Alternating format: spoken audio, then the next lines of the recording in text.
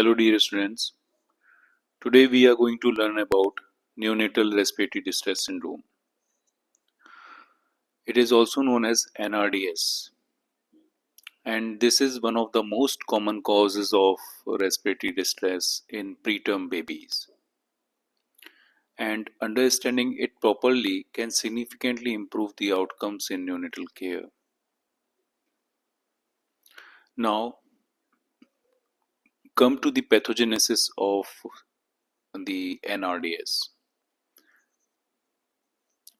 The core of NRDS lies a simple but critical problem, the surfactant deficiency. In premature infants, the lungs are structurally immature and there is lack of adequate surfactant production. Because of this, alveoli tends to collapse, a process known as atelectasis, and this leads to the ventilation perfusion mismatch, or known as VQ mismatch.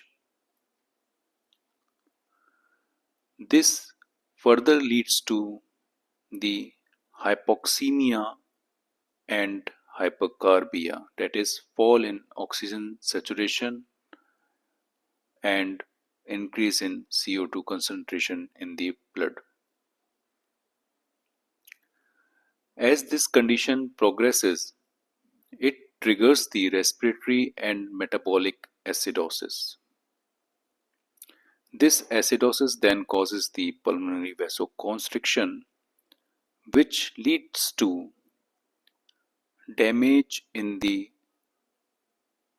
alveolar capillary membrane interface, and this leads to the release of a proteinaceous exudate from this membrane interface into the alveolar surface, along with fibrin and damaged epithelial cells. Then it forms a pseudomembrane which is known as hyaline membrane. As we can see in this diagram, this eosinophilic material is which is lining the alveoli is nothing but hyaline membrane or proteinaceous exudate along with fibrin, and this further causes the VQ mismatch, and a vicious circle continues and propagates itself, and RDS progresses. Now coming to the clinical features of neonatal respiratory distress syndrome. Symptoms usually begins within the minutes or hours after birth. There will be progressive worsening of these symptoms within next 24 to 48 hours if untreated. Symptoms include tachypnea with respiratory rate more than 60 per minute, grunting, and this grunting is actually the effort of the neonate to maintain the alveolar patency by creating an auto PEEP, which is keep open the alveoli. Other signs include the nasal flaring, intercostal and subcostal retractions, and use of accessory muscles of respiration. Sometimes you can see the cyanosis if supplemental oxygen is not giving to the patient, and on auscultation you can hear the decreased air entry, sometimes with fine crackles. In severe or late presentation, the patient can present with the apnea, especially in very preterm cases, with respiratory fatigue and respiratory failure. Signs of respiratory acidosis like lethargy and poor perfusion can also be seen. Associated findings, as this NRDS usually presents in premature neonates, So you can see the signs of prematurity with low birth weight, and you also see hypothermia or poor feeding. Now coming to the scoring system for the NRDS. To assess the severity, commonly used scoring systems are Silverman-Anderson scoring system and the Downey's scoring system. They both uses few clinical features like chest movements, retractions, flaring, grunting, etc. And in Downey's, they also use cyanosis, auscultation, and they score as mild, moderate to severe, depending on the scoring. Next is the imaging in cases of NRDS. On chest X-ray, you can see ground glassing or diffuse reticulogranular opacities in the lung fields. You can also see the air bronchograms, reduced lung volumes, and there will be bilateral symmetrical involvements of the lung. USG, which is now commonly used to assess the lung pathologies in neonates, can show the diffuse coalescent B lines or irregularly thickened pleural lines and subpleural consolidation along with absence of A lines. And there will be the bilateral symmetrical findings on both sides of the lung. Now come to the risk factors for the neonatal respiratory distress syndrome development. The number one and most important is prematurity. Prematurity causes the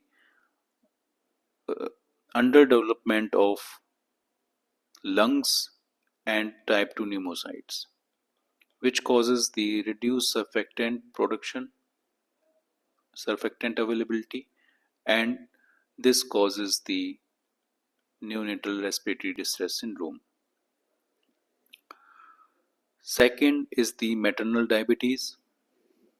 As fetal hyperinsulinemia due to the maternal diabetes inhibits the synthesis of surfactant in the fetus. Third is elective cesarean section because of reduced catecholamine surge. And fourth is male sex. Fifth is perinatal asphyxia. And sixth is the multiple gestations, which increases the chances of premature delivery. Now come to the antenatal management to prevent the NRDS.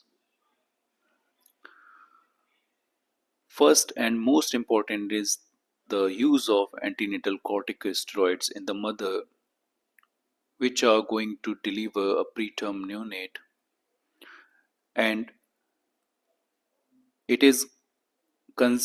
should be considered between 23 to 34 weeks of gestation and can also be considered up to 36 week plus 6 days of gestation. And the steroids include the betamethasone 12 mg intramuscularly, 2 doses 24-hour apart. Second steroid is the dexamethasone 6 mg intramuscularly, 4 doses 12 hours apart. So total doses of each steroid is 24 milligrams. Optimal benefit occurs if delivery is planned more than or equal to 24 hours after the steroid injection, and if the first dose given within the 7 days. The effect of steroids include increased synthesis of surfactant and it reduces the chances of respiratory distress syndrome. It also reduces the chances of intraventricular hemorrhage, necrotizing enterocolitis, and overall neonatal mortality. Single, repeat, or rescue course of steroid can also be given if more than 7 days has passed since the prior course and preterm risk persist. And second important thing is the use of magnesium sulfate for the neuroprotection to reduce the chances of cerebral palsy, and regimen include the 4-gram magnesium sulfate given intravascularly as a loading dose over 20 to 30 minutes, followed by 1 gram per hour infusion until birth or up to 24 hours.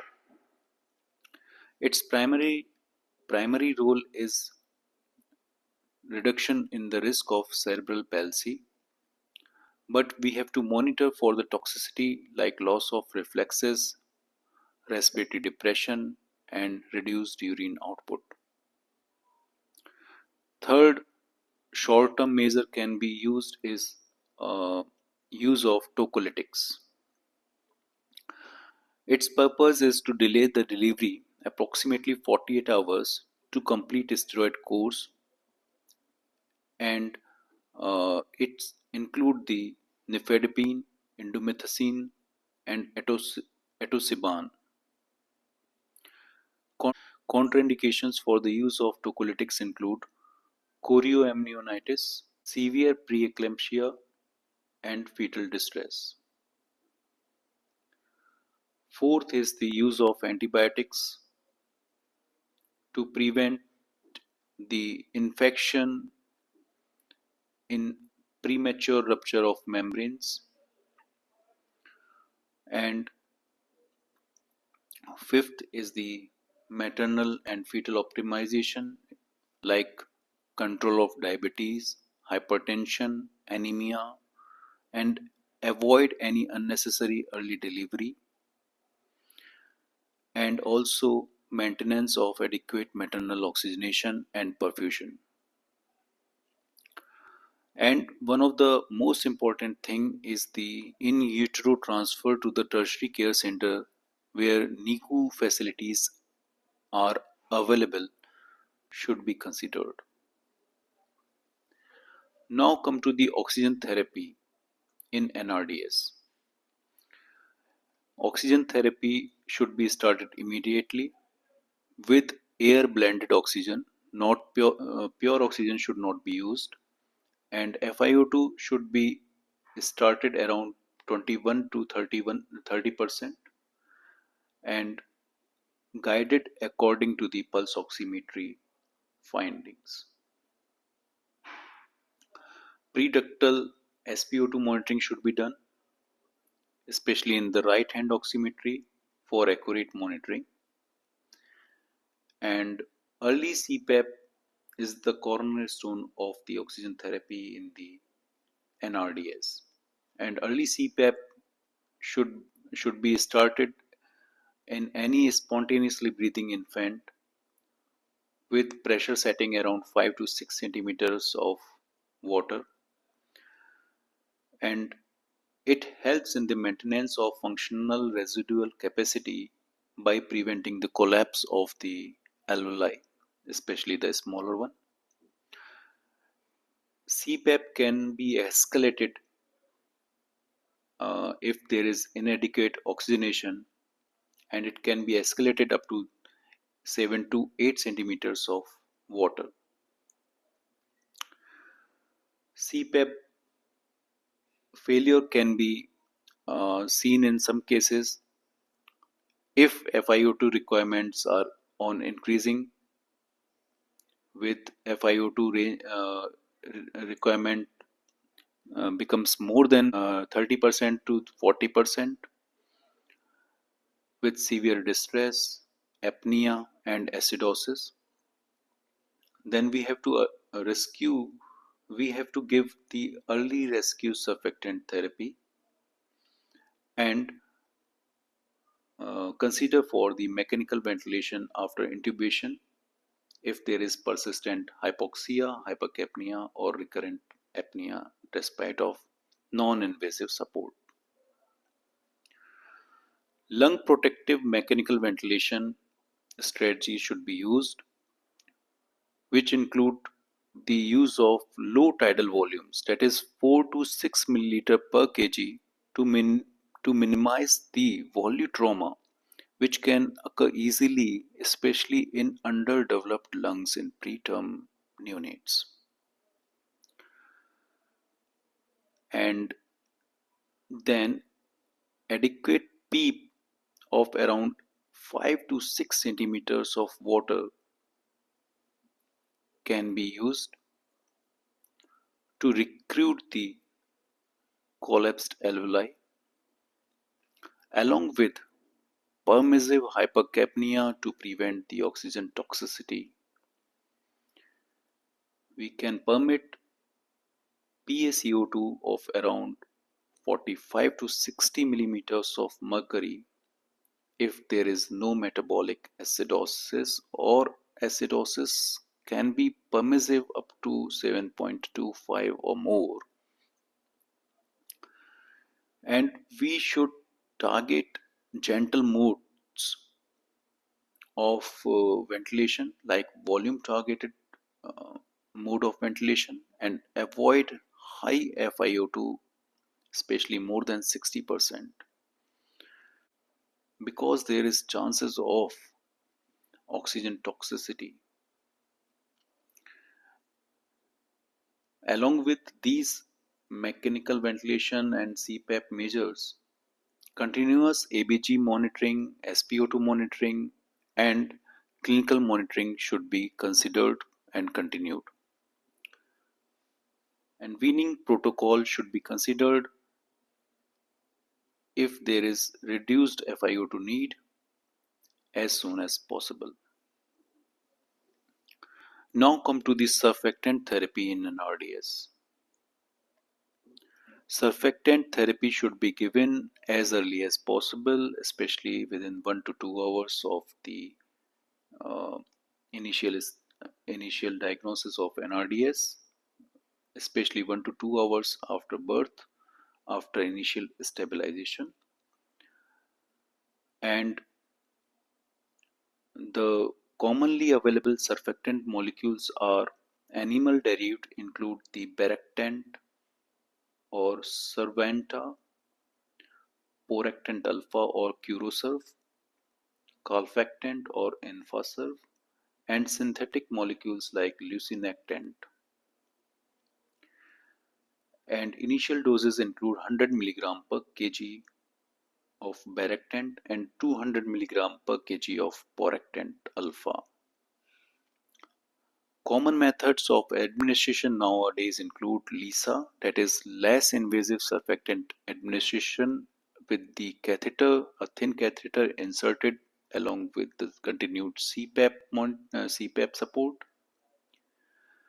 It is also known as MIST, or minimally invasive surfactant therapy, or LISA, less invasive surfactant administration. The more invasive method is INSURE method, that is intubate, surfactant administration, and extubate. It is an acronym for the intubate, surfactant, and extubate. It is less commonly used nowadays. And other methods include administration to via the endotracheal tube while continuing the mechanical ventilation. Key clinical points and practical strategies for the surfactant therapy are: Poractant alpha at 200 mg per kg often shows faster improvements and rescue and reduced need for redosing. Key clinical points and practical strategies while considering the surfactant therapy include: Poractant alpha is commonly used and improve the outcomes. Administer as early rescue therapy rather than the delayed therapy. Ensure adequate CPAP and ventilation support during the administration. Transient complications like bradycardia, desaturation, and airway obstruction can also occur. And surfactant therapy actually improves the survival and reduces the complications like air leakage and bronchopulmonary dysplasia. Now, what are the complications of NRDS? First is the bronchopulmonary dysplasia. It occurs due to oxygen toxicity, barotrauma, volutrauma, and prolonged ventilation, which causes damage to the lungs. Second is the retinopathy of prematurity. It occurs due to the oxygen toxicity and it results in the blindness. Third is the intraventricular hemorrhage in the fragile germinal matrix of the preterm neonates. Fourth is the pneumothorax. Fifth is the patent ductus arteriosus. And sixth is the necrotizing enterocolitis. Now come to the summary. Preterm infants usually presents with the underdeveloped lungs with less quantity of the surfactant to keep the alveoli open. So surfactant deficiency results in alveolar collapse and prematurity is the most important risk factor for the NRDS. NRDS symptomatically seen within minutes to hours after birth and it progresses in next 1 to 2 days if remains untreated. Features include the tachypnea, grunting, nasal flaring, retractions, and cyanosis.